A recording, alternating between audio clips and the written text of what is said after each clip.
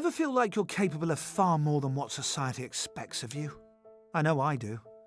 Remember being a teenager and school being less about a passion to learn and more about getting good grades? How many times did you sit in class, bored and desperate to just get away? Every teen's felt that. Albert Einstein acted on it. Aged just 15, he's sitting in class when all of a sudden he decides enough is enough, gets up and walks right out the door. He never goes back. Remember being a kid and just wanting to play around with stuff, pull things apart, knock things together, and the grown-ups saying no, no, no. Or being called good for sitting still, or naughty when you couldn't bear to sit still any longer. It's all completely well-intentioned, of course, but that doesn't make it any less insane. Because the fact is our capacity to create and learn knows no bounds, and the latest research proves it. The invention of MRI scans only in the past 25 years has allowed scientists to see which parts of the brain are used by different kinds of thinking. We now know infinitely more than we did about how we learn and what makes up human intelligence. And it's extraordinary. So, want to know what you're really capable of? Let's start at the beginning. A baby's brain is amazing. It doesn't take 9 months to create. It's taken 7 million years and around 350,000 generations.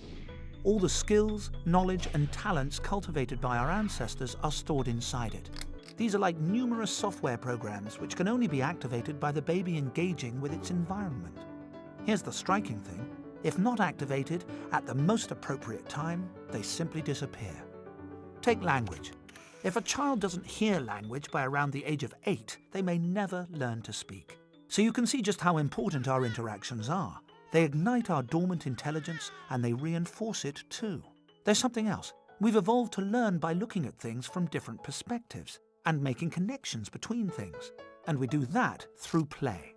So wouldn't it be amazing if we bore all this in mind when raising kids? Letting them play when they're little and when they're older too?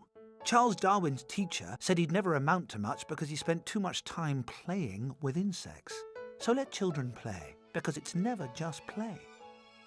Of course it takes more time and energy to do this, but when you're deciding where to focus resources for kids' learning, you couldn't do better than focusing on pre-puberty. That's when we learn by copying the people around us. After 12 or thereabouts, it's all change. Say goodbye to pliable, easy child, and hello, rebellious, challenging teenager. Ugh, where did that cute baby go? Ah well, let's have another look at that brain. See what's happening? Loads of the connections made through childhood are breaking up and reforming.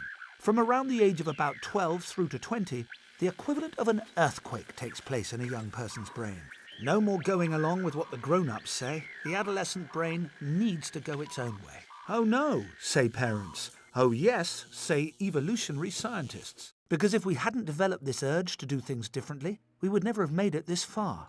Up until about 60 or 70,000 years ago, it was fine for children to grow up like their parents. But then along came the last ice age.